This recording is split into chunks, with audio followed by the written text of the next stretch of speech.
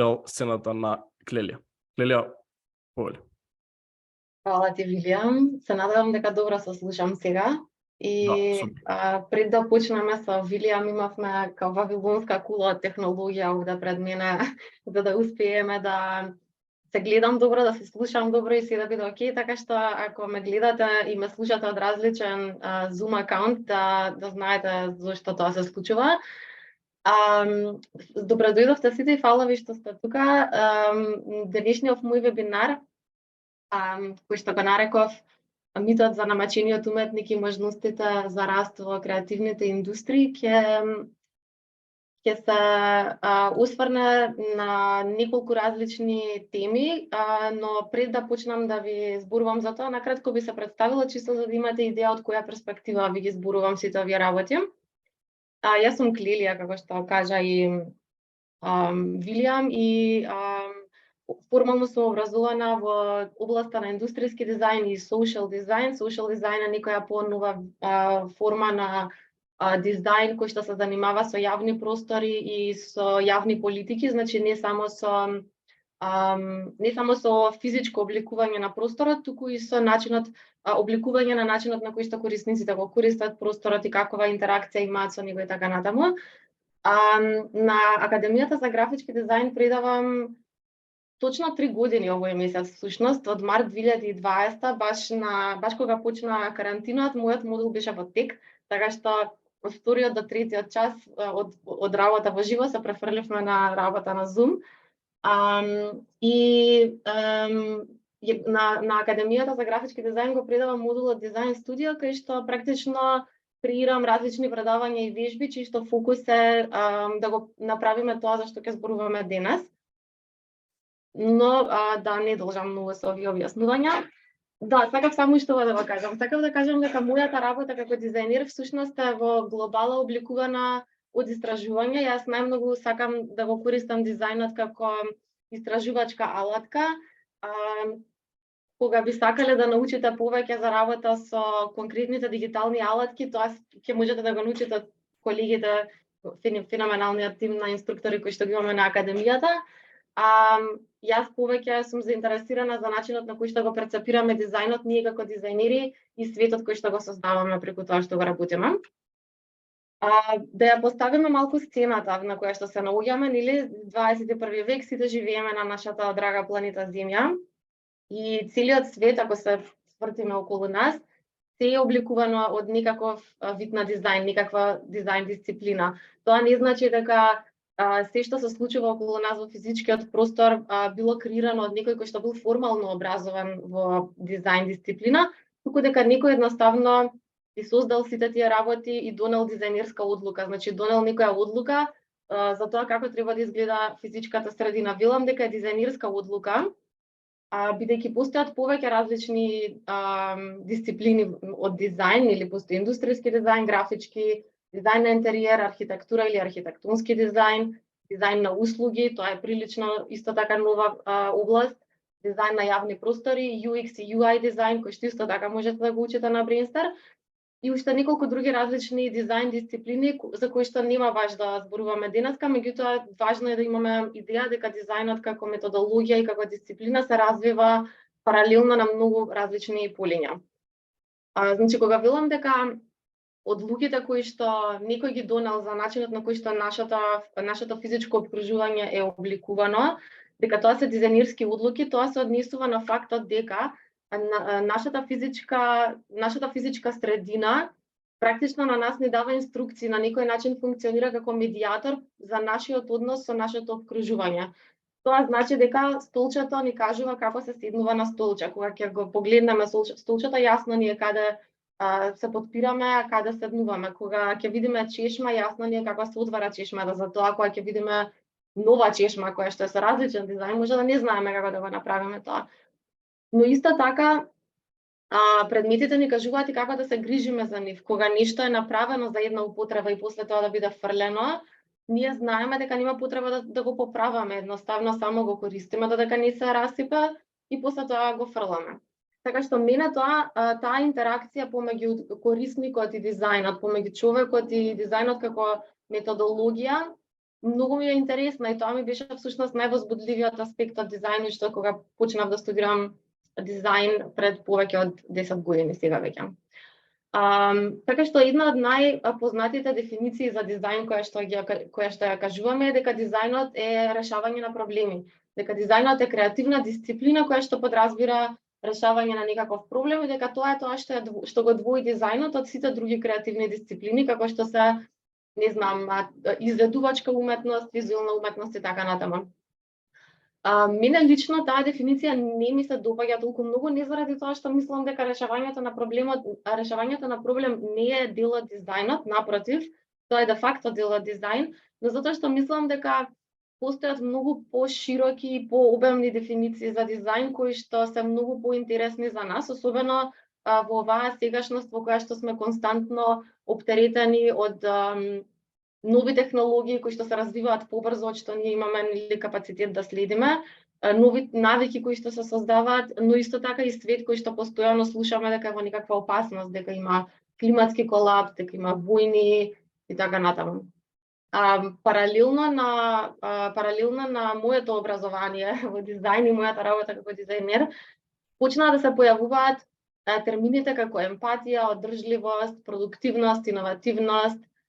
Почнаа да се појавуваат се повеќе и повеќе во областа на дизајнот како некој вид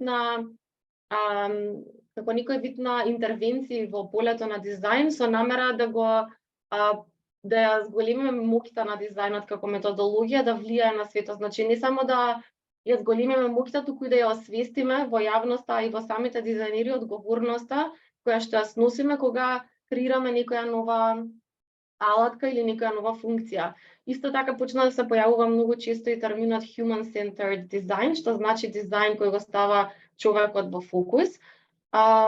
И тоа е веројатно збор кој што би го слушнале многу повеќе кога би работеле на дизајн поврзан со креирање на кориснички интерфејс или креирање на некоја парче технологија. Всушност сите овие термини на некој начин повеќе се однесуваат на решавање на проблеми во корисничкото искуство, отколку што се однесуваат на решавање проблеми во реалноста на човештвото, во реалноста во која што живееме. И тука е всушност тоа што мене на некој начин почна да ме интересира, тука видов некаков потенцијал за развивање на моите идеи, за задлабочување и всушност тоа мене многу ми ја привлече љубопитноста.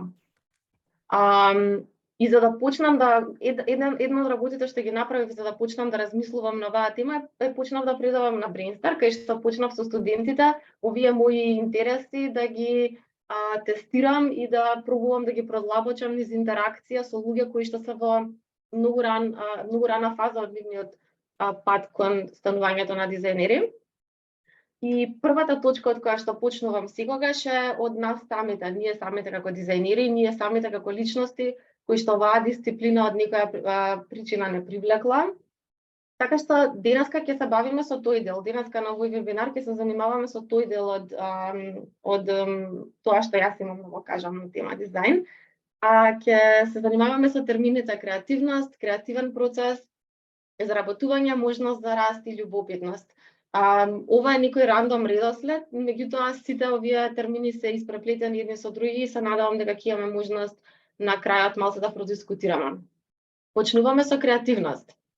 Секој човек има свој облик на креативност. Креативноста многу често ние имаме тенденција како општество и како култура да ја монополизираме и да ја поврзуваме исклучиво со дисциплини кои што се поврзани со потрадиционален креативен или уметнички израз како што е дизајн или театар или визуелна уметност. Меѓутоа, сите луѓе имаат креативност, тоа е едноставно човечка карактеристика.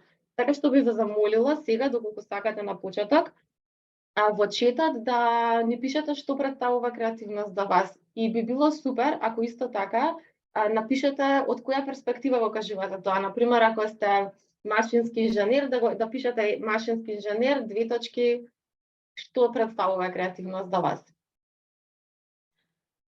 Ајде да видиме. Здраво. Дали некој ќе ни пише што представува креативност за вас? Може да даваме 30 секунди минута. Ајде. Нема погрешни одговори, всушност не можете да кажете нешто неточно, не можете да кажете нешто погрешно, бидејќи креативноста е една од оние работи која што е толку лична, што секој има право да ја дефинира самиот за себе. Додека ве чекаме, за да ве инспирирам малку повеќе, се надевам, за да ги кажете вашите дефиниции. Ќе ви кажам која е дефиницијата според науката, која што јас ја синтетизирав некако од некоја мини истражување кој што го направив за тоа како невронаука пред се ја дефинира креативноста. Тоа е создавање на нешто ново кое дотогаш не постоело и секогаш се врткаат пак зборовите решавање на проблем, оригинално или корисно. Ајде да видиме. Ликовен уметник игра, супер.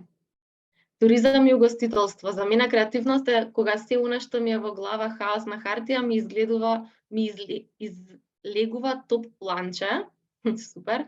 Ликовен уметник, стварање нешто ново. Моден дизајнер, слобода. Графички дизајн, начин на себе изразување во било која форма.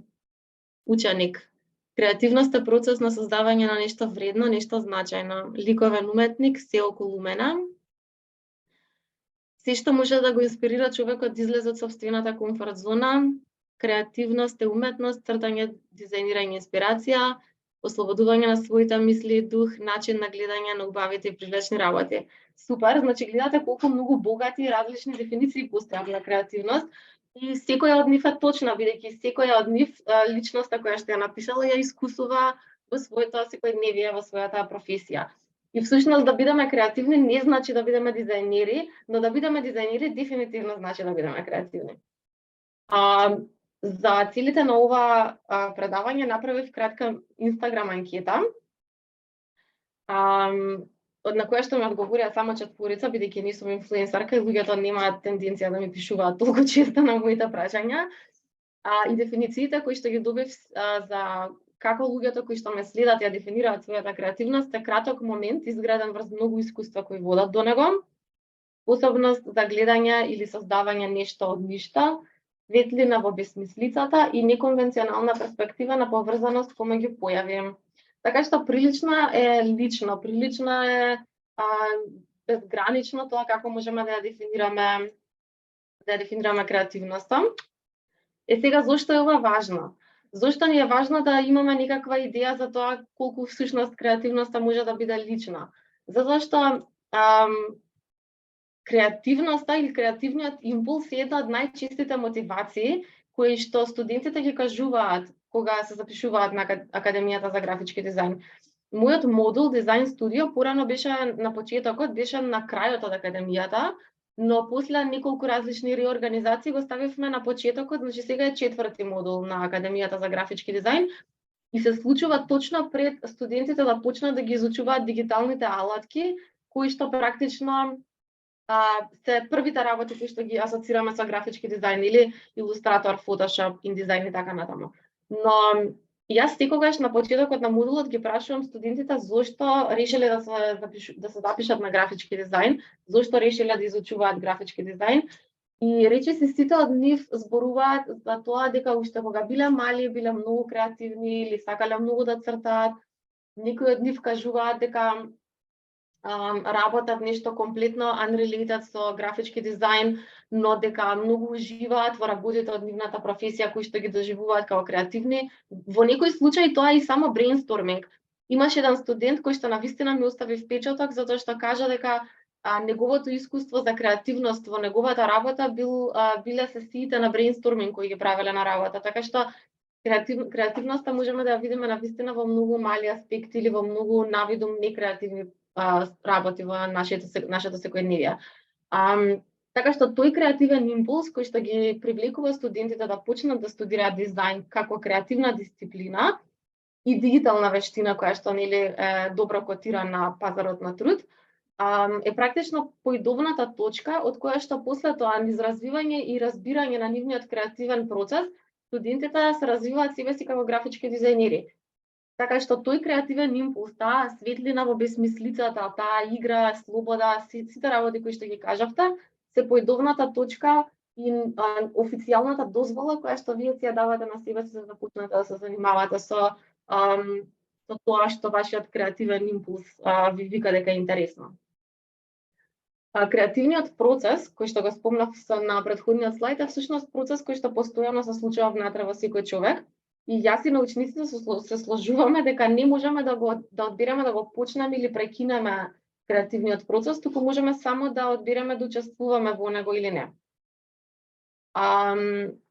Креативниот процес е како некој вид на размислување, слично на размислување, меѓутоа не е баш исто како размислување, не знам што да ручам денеска или во колку саат да станам утре или дали да одам на тренинг, туку е малку по-комплексен процес на размислување, ова го кажувам без никакво научно познавање, него чисто искуствено и од мојата љубопитност за тоа. И тоа е процес кој што постојано се случува во нас и во суштина кога ги слушаме интересните креативни умови како зборуваат за нивниот креативен процес, тие најчесто зборуваат за начинот на кој што разбрале или начинот на кој што научиле да се вклучат во тој креативен процес. Повторно, според науката, креативниот процес е процес на претварање на нашата имагинација во реалност. Значи тоа што го замислуваме, некако да го створиме во реалноста. И многу често се спомнуваат зборовите размислување или продукција, односно многу често науката го опишува креативниот процес како процес кој што се случува во фаза размислување и фаза продукција. Сега, таа фаза на размислување јас повторно би ја поврзала со фазата на вклучување во нашиот креативен процес. Мислам дека ова ќе ви стане малку појасно кога ќе ви ги раскажам приказните за Дейвид Линч, филмскиот режисер и сликар, и Рут Стоун, поетеса, кои што имаат две популарни приказни за тоа како изгледа нивниот креативен процес. Дейвид Линч го опишува својот креативен процес како седење во празна тивка соба во која што е сам, а во соседната соба има сложувалка. И доколку чека доволно долго и доколку е доволно трпелив и мирен, почнуваат парчиња од сложувалката од другата соба да му се појавуваат во собата во која што се наоѓа. И Дейвид Линч вели дека не му е важно колку парчиња ќе добие, во кој редослед ќе ги добие и дали воопшто ќе добие целата сложувалка, туку дека му е важно со парчињата кои што ќе ги добие од таа сложувалка да направи нешто со нив. Така што за него тој креативен процес е практично процес на многу длабока смиреност, трпение и слушање, некој вид на наштиманост на сопствените мисли, сетила и чувства. Бидејќи креативниот процес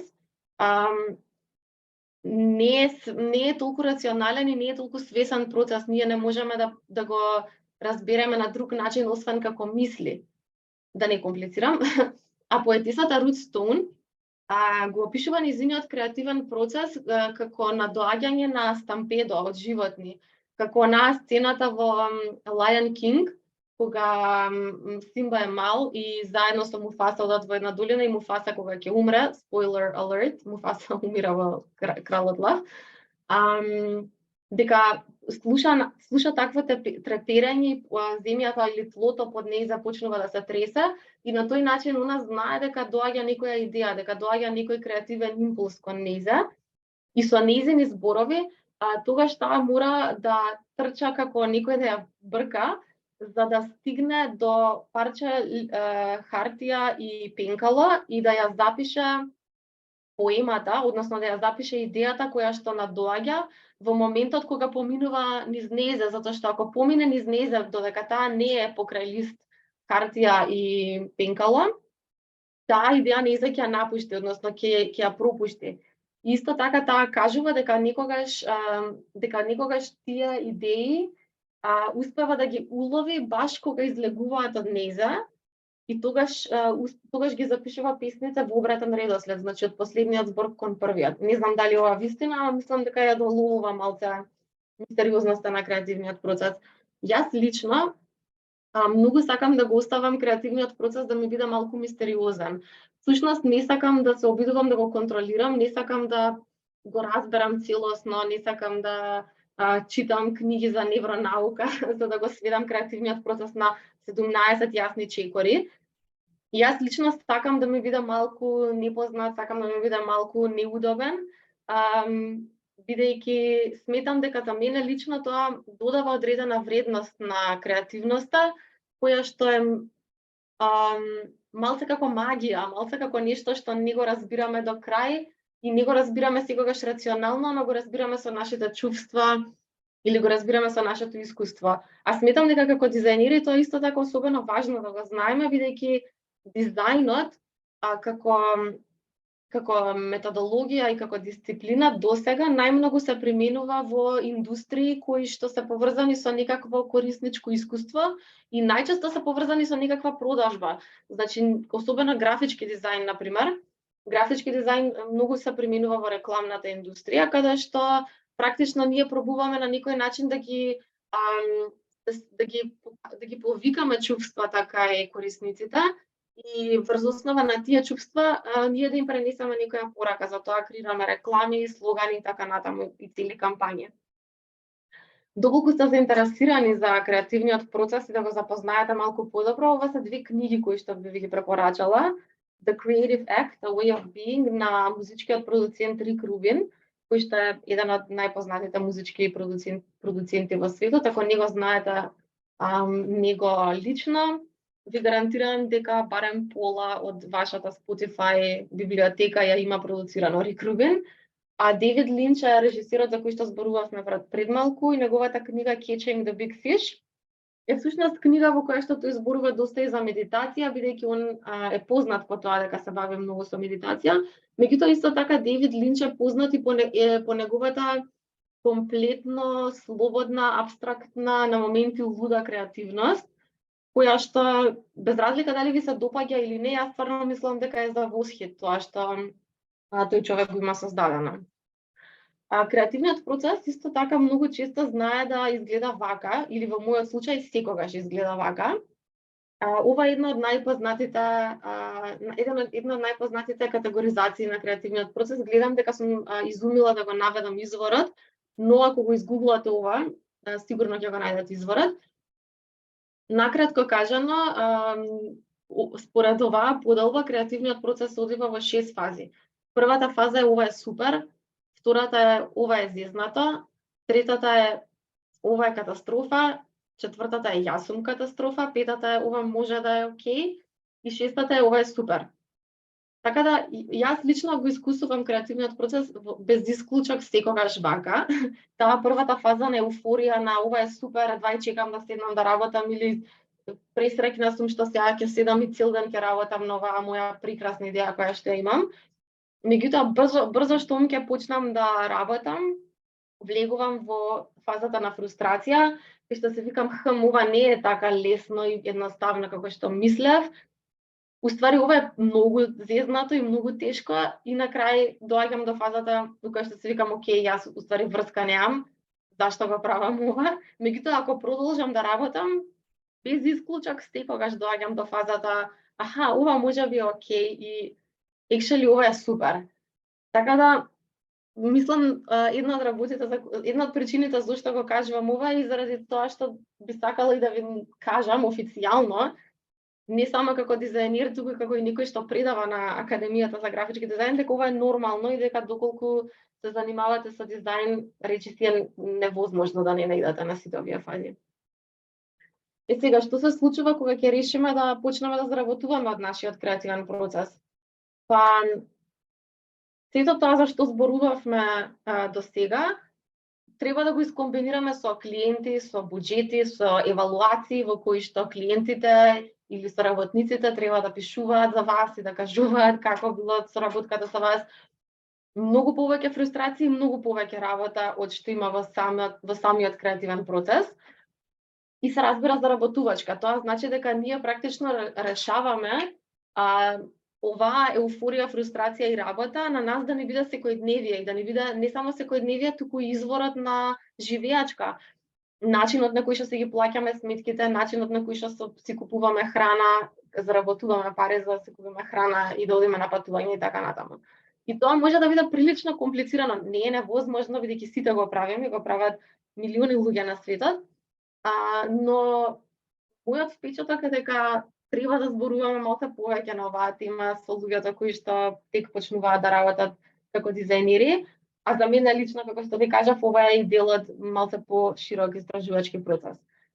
Така што би го кажала примерот на Ник Кейв, еден многу познат музичар и реформиран намачен уметник, кој што во 1996 година, кога добил номинација од MTV наградите за најдобар машки изведувач, го пишал ова писмо кое што го гледате во моментов на екранот и им се заблагодарил на MTV нели за вниманието кое што го добиле неговите песни, неговиот последен албум и начинот на кој што MTV се заложиле за тој да биде да добие airtime, значи да има доволно време поминато неговата музика кога луѓето се будни и гледаат во телевизорите.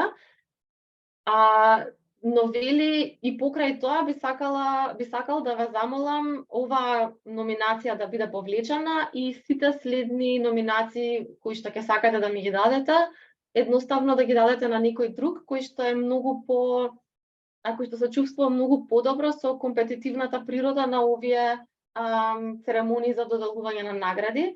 Јас лично не се чувствувам окей со тоа, не сакам мојата муза, или мојот креативен процес да го изложувам на таков вид на евалуација и на таков вид на наблюдување и осуда. Тој вели дека неговата муза е деликатна и дека дека е деликатна и ранлива во најдобрите моменти, а всушност тоа значи нели дека постојат и моменти кога неговиот однос со неговата креативност е комплициран и обременет со многу чувства и слично. И дека не би сакал да ја уплаши неговата муза, дека не би сакал да ја... Кога велам муза, мислам на креативен процес, се разбира не на музите на античка Грција. Така што ова го кажувам заради тоа што идејата зашто го кажувам ова е заради тоа што сметам дека секој од нас кога ќе почне да го комбинира својот креативен процес со заработувачка и со пазарот на труд, е добро да имаме некаква идеја за тоа дека можеме да поставиме одредени граници и да го заштитиме нашиот креативен процес од осудата на која што може да најде во контекстот на заработувачката. Бидејќи нашиот креативен процес постоел и ќе постои и без тоа и ако решиме да заработуваме од него, тоа не значи дека тој во својата најавтентична форма ќе биде прифатен и ценет од нашите клиенти, накратко кажано. И така доаѓаме всушност до митот за намачениот уметник, кој што е кликбейт насловот на ова денешно предавање. Ова е слика на уметникот Гистав Курбе, се вика автопортрет или очајниот маж. И митот за намачениот уметник гласи: исклучително талентирана личност која навидум не умее да се справи со сопствената хаотичност, автодеструктивност и која е жртва на сопствениот интелект, талент и чувствителност. И овој мит е мит кој што го имаме сите, мит со кој што сме израснати, кој што постои во поп културата, во филмовите, во музиката, кој што е некој вид на тренд и кој што во секоја декада некако добива некој вид на реобмислување. Меѓутоа, она за што не зборуваме кога зборуваме за митот на намачениот уметник, не зборуваме во кои услови работи тој уметник, на кој начин овој мит е обликуван од страна на општествениот третман на уметноста и креативноста и врската помеѓу овие две и добросостојбата на индивидуата, значи врската помеѓу условите на работа и општествениот третман на уметноста и како тие влијаат на добросостојбата на индивидуата. Популарни примери за намачени уметници се овие тројца кои што верувам дека сите ги знаете, иако има милиони: Чарлс Буковски, писателот, и Еми Уајнхаус и Курт Кобейн, уметниците. Секој од нив беше и бил воспеван и се уште е воспеван за својата гениалност и за својот талент. Меѓутоа, исто така, сите они страдале од некакви ментални заболувања, проблеми кои што нивните работни места, иако можеби не знам колку е фер да се каже работно место за некој кој што има кој што го има нивото на популарност на некоја било која од овие три личности, меѓутоа нивните работни услови всушност не го земале толку многу во предвид фактот како третманот на уметноста и креативноста ќе влијае на нивната добросостојба. И тоа не води кон можностите за раст во креативните индустрии за индивидуите, понатаму ќе зборуваме и за можностите за раст во креативните индустрии за компаниите. Пред се, ова се мои совети од моето искуство. Број 1 е запознајте го и застакајте го вашиот креативен процес. Оставете простор креативниот процес да се случува во својата најавтентична форма и не се обидувајте да го контролирате, но истовремено бидете свесни дека кога не е окей или кога е стресно или кога е застрашувачки, тоа е само една фаза. И ако го засакате вашиот креативен процес, можеби ќе можете да дојдете до некој стадиум како Ник Кейв, кај што едноставно ќе верувате дека тоа што го правите е доволно добро само од себе и не мора да зависи од судот на релевантните институции или соработници и така натаму. Понатаму, искористете структурата која ја нудат креативните индустрии. Сите луѓе кои што имаат креативност, која што сакаат да ја реализираат во некакви креативни дисциплини, креативните индустрии се ориентирани нормално кон покомерцијална примена на исходот од креативните процеси, но исто така ни нудат структура која што можеме да ја искористиме за да пораснеме доколку сакаме. Можеме да го научиме јазикот на индустријата, не можеме да очекуваме дека сите луѓе ќе ги имаат прочитано сите книги што ние ги имаме прочитано, дека ќе ги знаат сите комплицирани теории и фрази кои што ги користиме за да зборуваме за уметноста и за дизајнот и креативноста.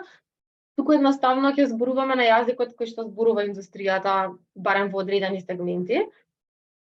Истражувајте ги, позајмувајте ги процесите на комерцијализација кои ги применуваат вашите идоли. Ова лично мене многу ми е важно, тоа е кога ги гледаме луѓето на кои што им се восхитуваме, без разлика дали се дизајнери, актери, музичари, што и да е. Сите тие имаат некаков комерцијален аспект на нивната работа, дури и кога ги доживуваме како најслободоумните, најавтентичните, најгениалните уметници, например Дейвид Линч. Дейвид Линч е исто така милионер и личност која што на некој начин ја продава својата работа. Така што да, може би има безпрекорна работна етика, но исто така има и комерцијален аспект во неговата работа. Така што учете од вашите идоли како да го продавате вашиот талент и вашата креативност на начин кој што е најавтентичен за вас, но кој што исто така нема да биде на ваша штета. Трудете се да имате безпрекорна работна етика. Ова значи бидете одговорни и доследни пред се кон себе, кон своите идеи, кон своите креативни процеси, но и кон вашите соработници и клиенти.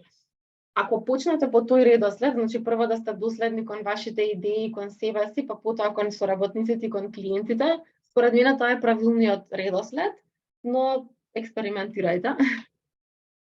Исто така не заборавајте на вашите тела, на заедницата во која што живеете и на природата.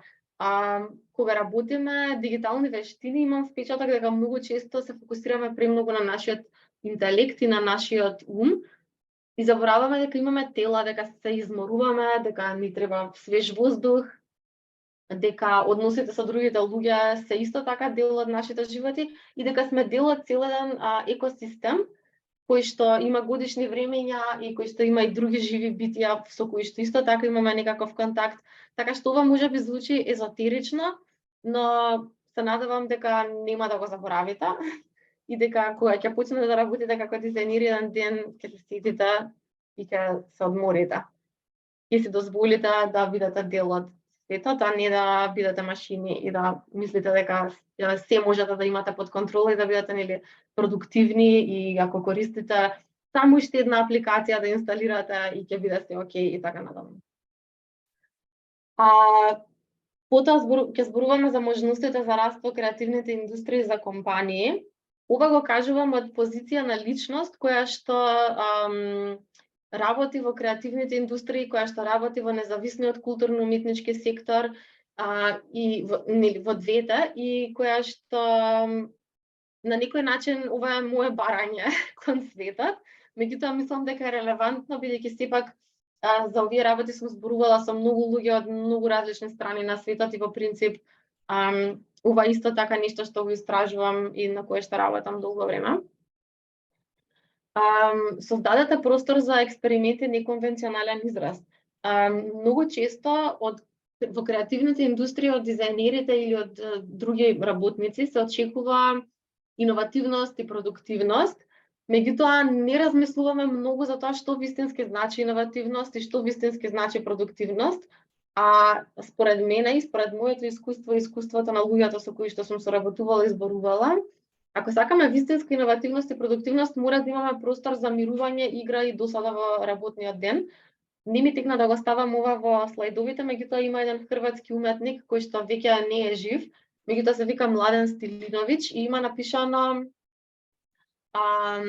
мислам дека се вика Манифест за мрзливоста или нешто така, прочитајте го, многу е интересен, кај што зборува за тоа зошто е важно да бидеме мрзливи понекогаш. Избавете го дизајнот од услужната дејност. Јас како личност која што работи дизајн најмалку во рамките на услужна дејност, а најмногу во рамките на истражувачки проекти, стварно би сакала да видам што е можна поголем развој на дизајнот како дисциплина и методологија, со многу поширока примена од само нудење услуги на клиенти. Мислам дека дизајнот има многу голем потенцијал да биде многу интересна и богата дисциплина и стварно се надевам дека што е можно повеќе компании ќе се придружат на тоа. Не заборавајте на убавината, кога сме веќе кај продуктивност, не е се во продуктивноста, никој од нас не е на овој свет само за плаќање сметки и бидување продуктивен. Создавање и уживање во убавината е човечка потреба и карактеристика која е забележлива и во најраните форми на човековиот израз. Значи, луѓето уште во праисторијата ги правеле работите поубави од што требало да бидат. Има вистински книги и научни трудови за тоа дека оние камени или метални орудија кои што луѓето ги правеле убави, иако тоа немало никаква функција. И последно, храбрувајте и поддржувајте лидерство. Едноставно дозволете им на дизајнерите да бидат лидери во нивната област. Пред некој ден слушав еден подкаст со еден многу познат дизајнер кој што се вика Дон Норман, кој што зборуваше за тоа дека е време да почнат да се појавуваат CDO, како што има CEO, или Chief Executive Officer, или CTO, Chief Tech Officer, да има и Chief Design Officer, да има лидерство во компаниите, кое што се однесува на развивање на полето на дизајн или развивање на дизајн методологијата на таа конкретна компанија. Ова е една многу добра книга, која што ја има напишано основачот и собственикот на спортскиот бренд Патагонија, Let My People Go Surfing. Во оваа книга практично ќе ја прочитате целата негова работна етика, филозофија за развој на производи, филозофија за дистрибуција. Книгава е навистина феноменална и сметам дека секој дизајнер и секоја личност која што сака да заработува од својот креативен процес, дефинитивно треба да ја прочита. И за крај се враќаме на нашата мила планета во 21 век, која што дефинитивно цело време слушаме дека се наоѓа во некаква загрозувачка состојба. И кога зборуваме за состојбата на нашата планета и начинот на кој што работите се развиваат, тоа знае да биде често многу парализирачко и многу преплавувачко. И наместо да не поттикне во акција, може комплетно да не парализира и да престанеме да имаме волја или верба дека можеме било што да смениме или да направиме. И според мене тоа е разбирливо, на сите ни се случува, меѓутоа исто така јас некако се чувствувам како да мора да постои алтернатива на тоа. И за мене таа алтернатива во сите овие истражувања и различни проекти на кои што имам работено, како најлегитимна алтернатива на тоа чувство на беспомошност се појавила љубопитноста. Како како најбезопасен, најмал чекор кој не обврзува на ништо, а може да ни отвори цел нов свет. Што значи ова? Ова значи дека за да бидеме љубопитни, потребно ни е само ако кога сме парализирани, нели вратата е скроз затворена, љубопитноста е можеби само да ја подотворите вратата доволно за да слушнете што се случува на друго место и не само да ја подотворите, туку и вистински да пробате да слушнете што се случува. Љубопитноста е насочено внимание без обврска дека готово тоа ќе го работите за секогаш, како што на пример можеби денеска има тука некој од вас кои што можеби се заинтересирани за графички дизајн, ама не сте баш сигурни. Тоа од прилика е љубопитност. И сега затоа што сте тука на предавањето не мора да станете дизајнери, меѓутоа ова ви отвара некаков нов свет на дизајн кој што можеби би ви бил многу поинтересен од што сте мислеле. Така што тоа е тоа од мене, ви благодарам на вниманието и се надевам дека ќе имате некакви прашања. Се надевам дека бев јасна и кохерентна исто така. Вилијам, the floor is yours. Океј, супер. Дечки, се надам дека уживавте во предавањето колку и јас. Слободно пишете фидбек во чат. Уште еднаш ќе ви испратам линк каде што може да ги поставите сите прашања на ова тема кои ги имате. Како што најавив на почетокот за сите кои што сте тука за повеќе детали околу академијата, уписи и така надаму, ќе земам 3 минути за да ги објаснам некои од најважните работи кои што би ве интересирале. Значи, почетокот на академијата е на 31 март. Еден од најважните работи на академијата секако е инструкторскиот тим, луѓето од кои што ќе учите. Ќе направам уште малку зум. Ова е дел од инструкторскиот тим на академијата. Денес ја чувте Клелија Живковиќ, понатаму Ана Тодоровска, која што е графички дизајнер со над 10 годишно работно искуство, Александар Нофитовски, исто така сениор дизајнер со над 8 годишно искуство, Иван Другутовски, со кого имавме ваков настан пред година и пол, кој што се уште некои луѓе го референцираат, беше насловен Design Kitchen. Александар Поповски, Adobe дизајнер со повеќе од 5 години искуство, Дијана Димитриевска, која што е воедно и Chief Design Officer во Brainster, Небоша Гилевски Бане, кој е првиот човек на Комалаб. Имавме предавање со него пред некој месец на тема AI за дизајн. Може го најдете тоа видео на YouTube на Brainster. Сега исто многу важна работа, проектите на академијата. Овде издвоив неколку од најскорешните проекти. Првите 3 се за клиентот Белина, постер дизајн, motion дизајн, решение, исто така постер дизајн и креање на бренд и лого идентитет за Маринов дизајн. Понатаму хакатон кој што беше Cross Academy хакатон со академијата за маркетинг, на кој што се работеше за FIFA World Cup во Катар. Понатаму постер дизајн за Shots, лого и бренд идентитет за Калдерма, многу интересен фестивал Winning Крушево, кој што исто така беше во колаборација со академијата за маркетинг. Проект за студентски културен центар, така што на доста разновидни проекти се работи на академијата. За сите овие работи ќе ви испратиме линк во мејлот со снимката од овој настан, за да може да прочитате кои сакате повеќе за истите. Исто многу накратко успешни приказни од академијата, за кои што исто ќе ви споделиме линк, може да прочитате за нивните искуства. Накратко, Виктор се вработи во Хендсден, Роко во МКЦ, Сара во Бренд Юнион и така натаму, ќе може да прочитате за сите посебно. Важна работа и прашање кое што е често поставувано околу сертификатите, значи од изминатата есен, сите кои што ќе завршат академија на Brainster добиваат сертификат и од Brainster и од Brainster Next, која што е високо образовна акредитирана институција од МОН, така што сертификатот од академиите е акредитиран. И секогаш за крај го оставам кажувам гордоста на Brainster, односно Partnerships Team. Ова е тимот кој што е заложен за наоѓање на проекти за нашите студенти и компании кои што подоцна ги вработуваат и им даваат шанса на студентите од академијата. Така што без да должам, ќе испратам линк во чат, кој сака да прочита повеќе околу академијата.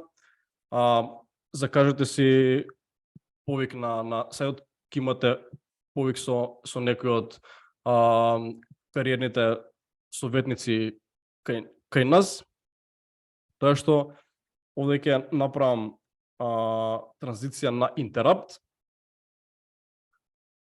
Имаме прашање, окей, еве ги се појавија повеќе. Добро, одиме топ voted. Првото ни е од Симона, дали може презентацијата да добиеме на мејл? Да, може, ќе ви испратиме снимка од целиот настан на мејл, така што може да ја прегледаш повторно. Можда може да го прикачиме и PDF-от некако, ако сакате, не. Да, словно. Може да. Секако. Добро. Филип, која фаза од креативниот процес е најтешка, во која фаза повеќето од луѓето се откажуваат?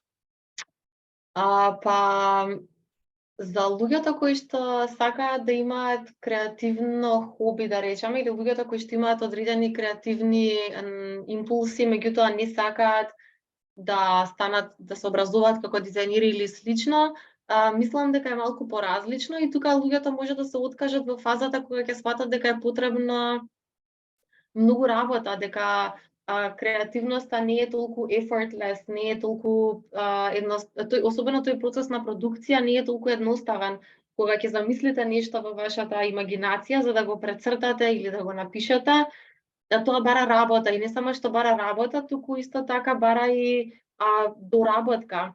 Има многу уметници или дизајнери кои што кажуваат дека кога ќе седнат да работат, работите едноставно се истураат од нив, но тоа најчесто никогаш не е финалната форма на тоа што го создаваат, него речиси секогаш тоа подразбира уште многу сати доработка и фокусирано едитирање на сработеното. Луѓето кои што решаваат да заработуваат од дизајн, мислам дека се случува многу често да се откажуваат во моменти кога ќе сватат дека работењето како дизајнер всушност е исто работа како и било што друго, како секоја работа, секако дека е тешка, секако дека нема секогаш не се сите клиенти секогаш подеднакво интересни, не се сите работни задачи подеднакво интересни и практично мислам дека многу луѓе се откажуваат кога ќе сватат дека не е толку линеарен патот за напредување како дизајнер. Јас лично сметам дека кариерниот развој треба да го гледаме исто како дел од нашиот креативен процес и треба да му пристапиме како на нашиот креативен процес, дека треба истата таа прифатеност и наклонетост која што ја чувствуваме во нашиот креативен процес, да ја чувствуваме во нашиот кариерен развој. Ништо не се случува преку ноќ и ништо не се случува без многу работа. Така што според мене да, секогаш кога треба да се вложи многу труд и тој труд се вложува во нешто што е неизвестно, генерално е фаза во која што луѓето се откажуваат од своите сонешта и желби. Следно од Ивана, одлична презентација. Некој брз совет за преминување преку перфекционизмот, што често знае да не закочи во креативниот процес? Не знам дали на предавањето има некој од моите пријатели кои што им се јавувам да им кажувам кога ќе ме слупа перфекционизам, ама дефинитивно перфекционизам е една од најголемите замки во креативниот процес, бидејќи перфекционизмот многу често се маскира како разум и многу често се маскира како грижа за работата да биде добро завршена. Всушност, функцијата на перфекционизмот е да не заштити од неуспех. Перфекционизмот ни вика, ако го направиш ова совршено, нема да грешиш, едноставно не може никој да те критикува ако е совршено. Меѓутоа исто така не може да биде совршено. Може да биде совршено за тебе, може да биде совршено за клиентот, меѓутоа не може да биде совршено за сите. Така што мојата лична техника за справување со перфекционизмот е да не ги оставам никогаш работите за последен момент, што дефинитивно е комплицирано. Затоа што тоа ми дава време да ги направам најдобро што можам, без при тоа да очекувам да бидат совршени. Понатаму се потсеќам секогаш дека не може да биде совршено, ама може да биде завршено. Значи, можеби не можам да го направам совршено, меѓутоа можам да го направам. Например, последно такво искуство со перфекционизмот ми беше една апликација на која што работев, не апликација за телефон, туку апликација за проект.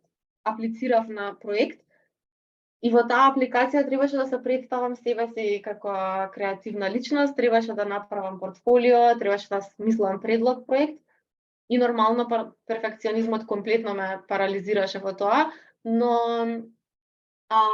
едноставно си реков, окей, сега е важно да се пријавам, не е важно да биде совршено, немам контрола на тоа дали ќе ме одберат или не, имам контрола само на тоа дали ќе се пријавам.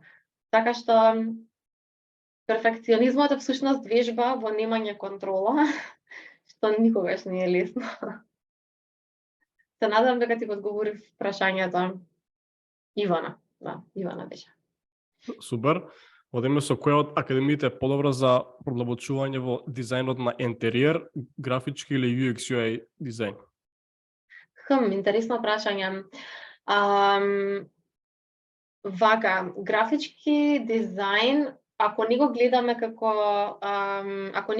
како услужна дејност, ако не го гледаме како нешто што се работи во најголема мера во рекламната индустрија или како нешто што најчесто служи за обликување на некој вид на рекламен материјал, дефинитивно е нешто што може да биде многу интересен додаток на дизајн на интериер, бидејќи дизајнот на интериер исто така може да биде и од илустрација, не мора секогаш да биде направен во AutoCAD или Maya или што и веќе да работат дизајнерите. Ова може да звучам како бумер, кој што немам отворено 3D софтвер 10 години, ама дефинитивно графички дизајн може да биде многу интересно продлабочување во дизајнот на интериер, а UX UI дизајн мислам дека може да биде уште поинтересно заради тоа што UX UI дизајн е практично креирање на дигитален простор кој што исто така има своја функционалност и убавина, како што има и интериерот.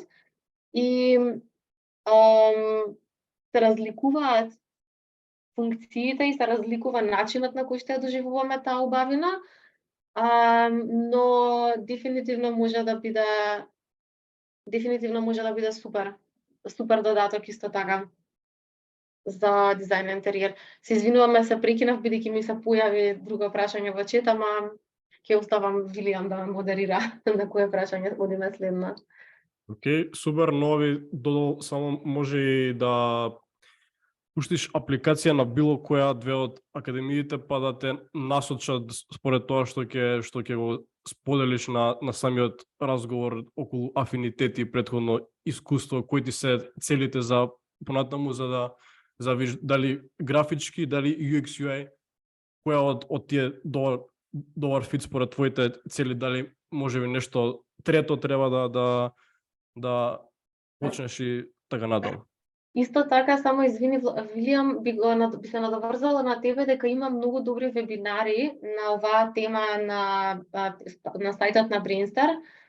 Бане од графички дизајн има направено супер вебинар за зошто графички дизајн, кај што зборува за тоа што е графички дизајн и зошто некој би го одбрал.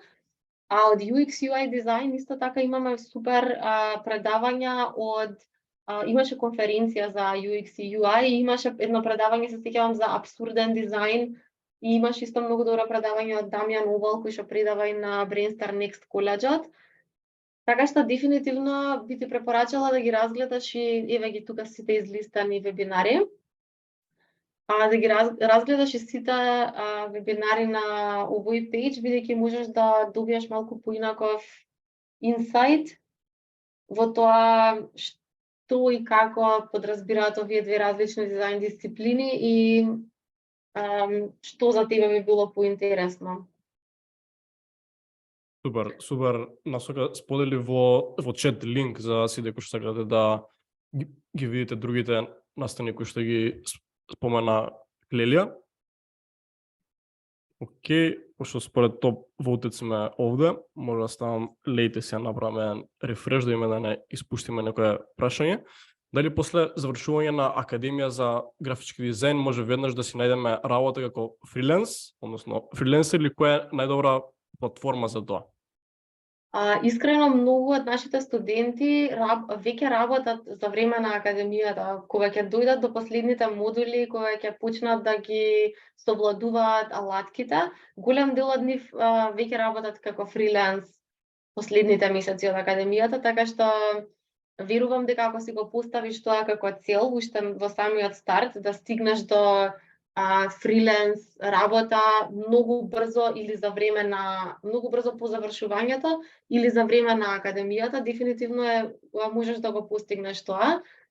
Најдобра платформа, јас немам искуство со толку многу платформи, бидејќи моите контакти јас ги имам стекнато малце поинаку, воглавно со работење на секакви проекти. Ама мислам дека е одлична платформата 99 Designs, мислам дека се викаше, и JobRec. Имам слушнато дека доста луѓе наоѓаат и таму проекти.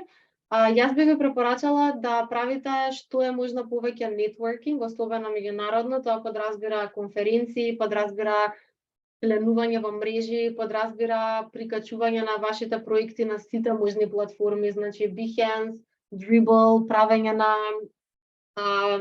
учествување на конференции како говорници, значи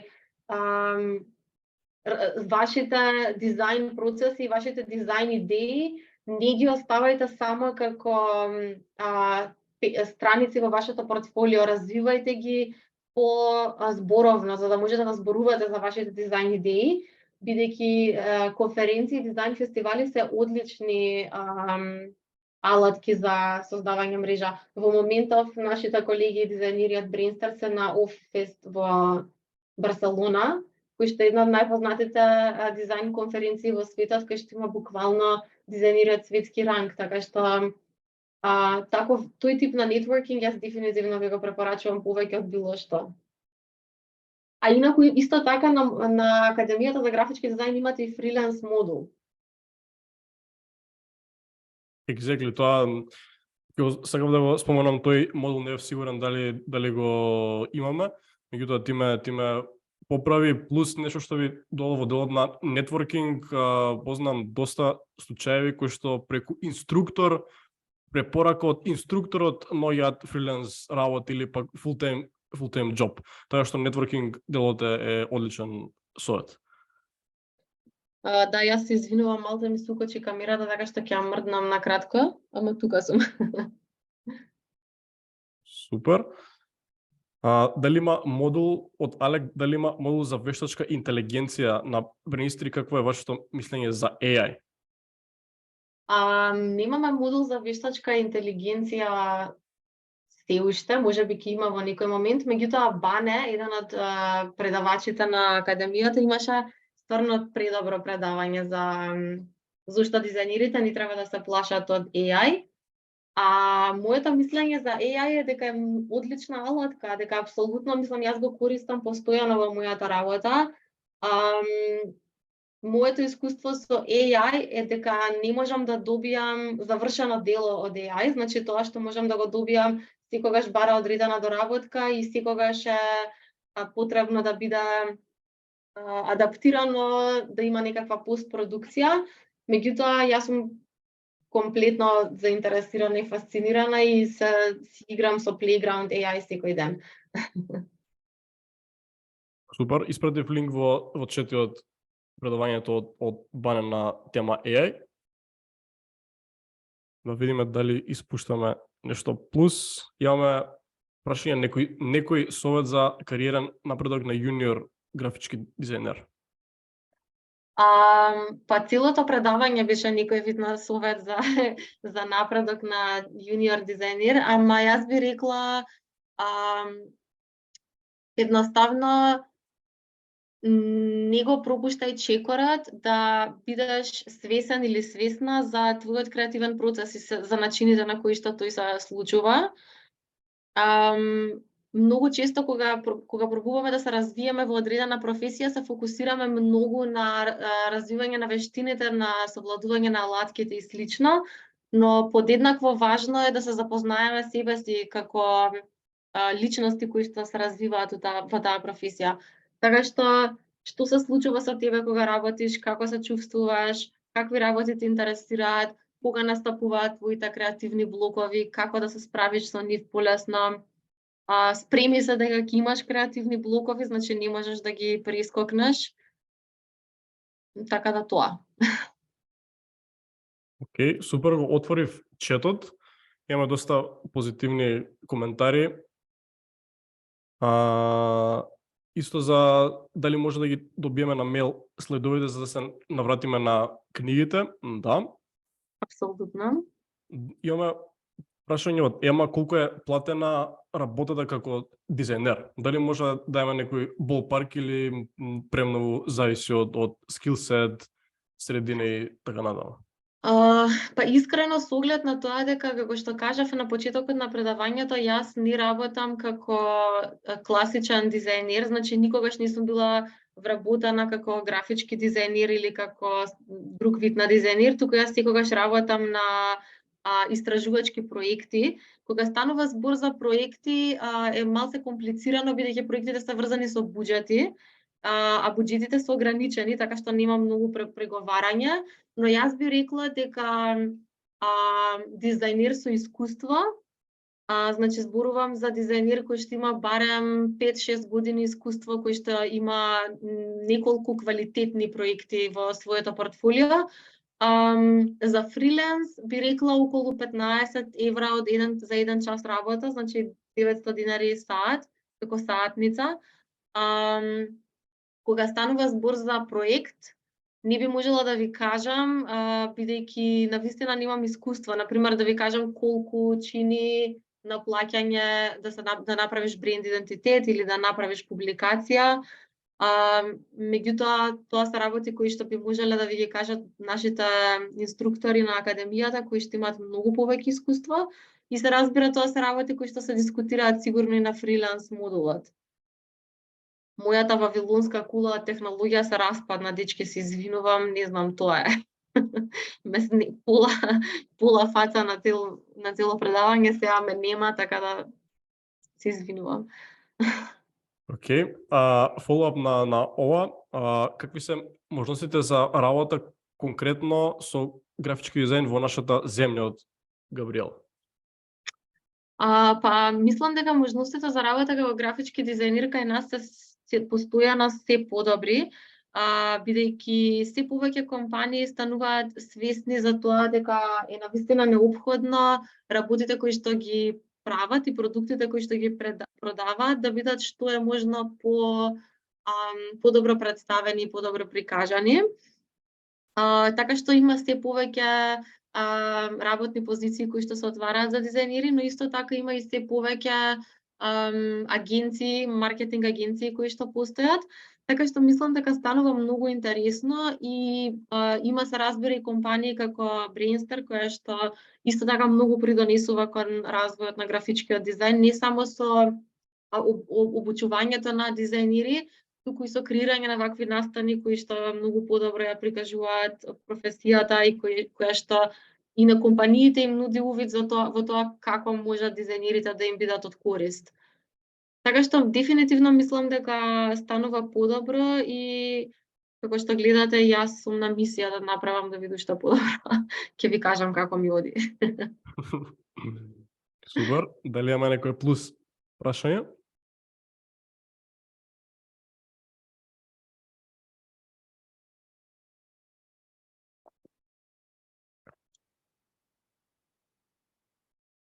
Стигна меѓу време во чет само до мене од Габриела. Дали исклучиво онлайн ги одржувате академиите? Да, значи кога беше короната се префрлив само на онлайн, така што сега сите академии веќе колку 2,5 години се онлайн, така што ги имате сите предавања снимени. Имате платформа за учење каде што ви се сите проекти, часови, вежби, линкови за предавање и така натаму. Така што тоа ви е еден бенефит, друго луѓе од различни градови не мора да патуваат, така што доста позитивно ни се покажа тоа што ги префрливме академиите онлайн и теков имаме само онлайн часови. Во склоп на тоа имаме офлайн евенти кои што се хакатони, нетворкинг, дружби и така натаму, меѓутоа тоа е помал дел секако нели од активностите. Сите часови кои што се онлайн. Исто така да се надоврзам на Вилијам дека мојот модул исто се одржува делумно во живо, бидејќи дизајн студио модулот од последната група која што почна на Академијата за графички дизајн е хибриден, тоа значи дека предавањата се снимени како видеа кои што може да ги гледате во согласно со вашиот распоред, а практичниот дел, односно вежбите на кои што работиме, ги правиме во живо во просториите на Brainstar. И имаме супер работилница која што трае неколку часа. И освен тоа има нетворкинг настани, хакатони и плюс во рамките на Академијата за графички дизајн има и посета на печатница. И тоа исто е во живо. Супер, фала ти на опомнувањето. Ти благодариме, Марија. Така што, дечки, ако има некој плюс прашање слободно, ако не може да привршуваме овде, јас би се заблагодарил уште еднаш за присуството и за енгејџментот кој што ги имавте во четот. Сите кои што сакате да продолжите понатаму на академијата, знаете каде најдете brainstar.co. Сега би оставил на Клелија да го даде завршниот збор. И јас би кажала фала на сите за присуството, фала ви за прашањата, се надевам дека ви беше интересно и ви благодарам за трпението со сите овие технички проблеми. Вилијам, ти благодарам на тебе за целата асистенција и се надевам дека ќе се видиме на Академијата и на некој следен вебинар кај што ќе зборам за некоја слична тема сигурно. Супер. Океј.